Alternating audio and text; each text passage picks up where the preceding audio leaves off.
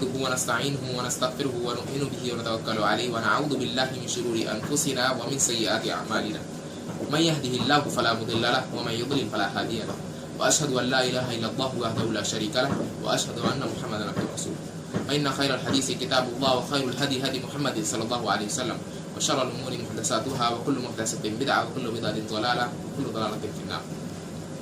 मेरे भाइयों, बहनों और बुजुर्गों, मैं आप सभी को हदिया सलाम पेश करता हूँ। अस्सलामु अलैकुम व रहमतुल्लाहि व बरकातुहू। अल्लाह सुब्हानहू व तआला का बहुत बड़ा एहसान है कि उसने हमें ईमान जैसी दौलत अता फरमाई बचपन से। ये जो दौलत है सबसे कीमती दौलत है हमारे पास, जो है सबसे कीमती दौलत वो है ईमान की दौलत।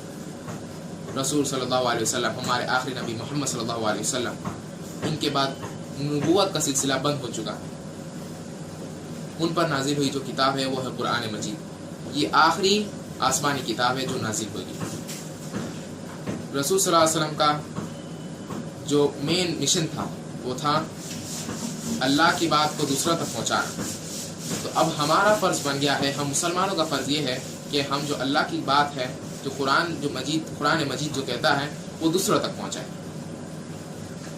अल्लाह सुब्हानहू व तआला कुरान मजीद में कहते हैं सूरह अस्र में, वल अस्र इन्नल इंसान लफी खुस्र इल्ला अल्लज़ीना आमनू व अमिलुस सालिहात व तवासौ बिल हक़्क़ि व तवासौ बिस सब्र। तो आइए हम इसका तर्जुमा देखते हैं। सबसे पहली आयत, वल अस्र, ज़माने की कसम। अल्लाह सुब्हानहू व तआला कुरान में बहुत कम जगह कसम खाते हैं, यहाँ पर अल्लाह सुब्हानहू व तआला ज़माने की कसम खा रहे हैं। दूसरे सूरत में हम देखते हैं सूरह 3 में, व तीन व जैतून, यहाँ अल्लाह सुब्हानहू व तआला तीन और जैतून की कसम खा रहे हैं। तो आइए हम दूसरी आयत का तर्जुमा देखते हैं। इन्नल इंसान लफी खुस्र, बेशक इंसान खसारे में। यहाँ पे जो लफ्ज़ यूज़ किया है वो है इंसान।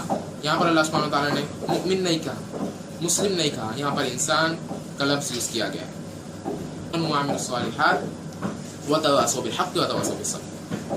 सिवाय जो ईमान रखते हैं, अमल सालिहा करते हैं और दूसरों को हक की तरफ बुलाते हैं और दूसरों को सब्र की तरफ बुलाते हैं। अल्लाह सुब्हानहू व तआला कहते हैं हर इंसान खसारे में है अगर उसने चार काम नहीं किए। तो पहला काम क्या है हम देखते हैं, वो है ईमान। ईमान हमें मिल चुका है, तो हमारा काम है कि हम ईमान क्या है वो दूसरों तक पहुंचाए और दूसरों को समझाए कि ईमान की दौलत कितनी बड़ी दौलत है। दूसरे जो काफिर है, जिन लोग के पास ईमान नहीं है, हम उसे समझाए। और दूसरा जो है वो है अमल सालिहा, नेक अमाल। ये हमें करना चाहिए। अगर हमें फला पाना है तो हमें नेक अमाल करना चाहिए। अभी हम देखते हैं कि आगे वाले महीनों में हमें रमज़ान मुबारक का महीना मिल रहा है। हम उसमें ज़्यादा से ज़्यादा इबादत करने की कोशिश कीजिए, कुरान की तिलावत कीजिए, नमाज़ें पढ़िए, तहज्जुदें पढ़िए, तरावीह पढ़िए और अपने आमाल बढ़ाने की कोशिश कीजिए। हम एक एग्ज़ाम का एग्ज़ाम्पल ले लेते हैं। जैसे कि एग्ज़ाम में 100% का पेपर होता है समझ लीजिए, तो 25% में हम डिवाइड कर लेते हैं।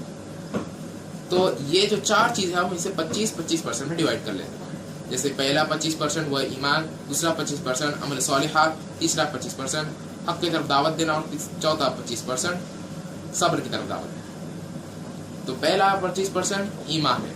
ईमान हम मुसलमानों के पास है, अभी जिनके पास ईमान नहीं है हम उसे समझा सकते हैं और इस्लाम की तरफ बुला सकते हैं।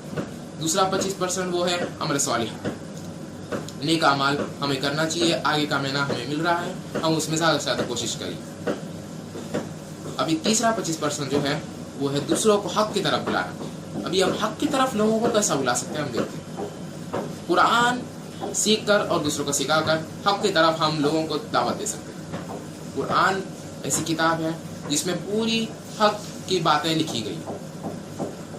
ये ऐसी आसमानी किताब है जिसमें पूरी हक की बात है। तो हम ये सीख सकते हैं और दूसरों को सिखा सकते हैं। रसूल सल्लल्लाहु अलैहि वसल्लम कहते हैं खैरुकुम मन तअल्लमल कुरान व अल्लम, तुम में से बेहतर शख्स वो है जो कुरान सीखे और सिखाए। अब चौथा 25% जो है वो है दूसरों को सब्र की तरफ दावत देना। तो अल्लाह सुब्हानहू व तआला ने ईमान को 25% दिया है, अमल सालिह को 25% दिया है, मगर दावा को अल्लाह सुब्हानहू व तआला ने 50% दिया है। दावा हक की तरफ और दावा सब्र की तरफ। तो इसलिए हम ज़्यादा से ज़्यादा कोशिश करें कि हम दूसरों को दावत दे हक की तरफ, वो है कुरान की तरफ, उन्हें कुरान समझाए, कुरान हम भी सीखे। अभी सवाल ये उठता है कि हम कुरान कैसे सीखें अगर हमें नहीं आती है अरबी। कुरान सिर्फ पढ़ने से नहीं होगा, कुरान को तर्जुमे के साथ पढ़े हम। कुरान में अल्लाह सुब्हानहू व तआला क्या बातें कह रहे हैं वो हम समझने की कोशिश कीजिए। तो हम ये कैसे कर सकते हैं?